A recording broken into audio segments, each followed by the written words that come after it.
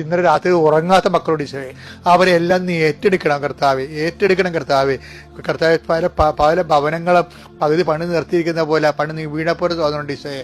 പല ഭവനങ്ങളെ അടിത്തറ മാത്രം കെട്ടിയിട്ടുണ്ട് കർത്താവ്. ചില വീടുകളിൽ ആ സ്ഥലം പോയി പരിശോധിച്ചിട്ട് ഇവിടെയാണ് പ്ലാൻ, ഇവിടെയാണ് അടിത്തറ വരുന്നതെന്നൊക്കെ പറയുന്നവരുണ്ട് ഈശോയെ. അവിടെ എല്ലാം കർത്താവ് നിന്റെ വിശുദ്ധമായ രക്തം തളിച്ചുകൊണ്ട് കർത്താവ് എത്രയും സമയബന്ധിതമായിട്ട് കർത്താവ് നിറവേറാൻ വേണ്ടി നിലവിലുള്ള തടസ്സങ്ങളെ പഞ്ചായത്തിലും അതുപോലെ തന്നെ ഗവൺമെന്റ് ഓഫീസുകളിലും നിലവിൽ സാമ്പത്തിക മേഖലയും സ്ഥാപനങ്ങളുള്ള മുഴുവൻ തടസ്സങ്ങളെ യേശു ക്രിസ്തു നാമത്തിൽ നീങ്ങിപ്പോട്ടെന്ന് കൽപ്പിക്കുന്നു. കർത്താവ് ശരീരത്തിന് വേദനയുള്ളവർ, രോഗമുള്ളവർ, ഭാരമുള്ളവർ, ശരീരത്തിൽ സിസ്റ്റുള്ളവർ, മുഴയുള്ളവർ, ശരീരത്തിൽ തിറപ്പുള്ളവർ, ചിരങ്ങുള്ളവർ, പല തൊക്ക് രോഗങ്ങൾ കർത്താവിൻ്റെ വിശുദ്ധമായ രക്തത്തെ കഴുകപ്പെട്ട് പ്രാർത്ഥിക്കുന്നു.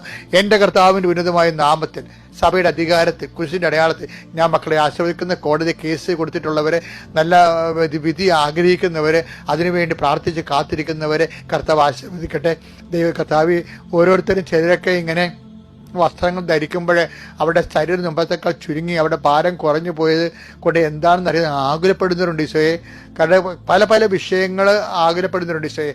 അവരെല്ലാം നീ സന്ധിക്കണേ പ്രാർത്ഥിക്കുന്നു. എൻ്റെ കർത്താവ് ജനുവരി 5 കർത്താവിൻ്റെ ദിവസമായി ഇന്ന് ഞായറാഴ്ച ഈ പ്രാർത്ഥനയെ കൂടുന്ന മക്കൾ യേശു ക്രിസ്തുവിൻ്റെ വിശുദ്ധമായ രക്തത്താൽ ശക്തീകരിക്കപ്പെടുകയും കർത്താവിൻ്റെ സ്പർശനത്താൽ സൗഖ്യപ്പെടുകയും ചെയ്യട്ടെ. I command you in the name of Jesus Christ, you be healed.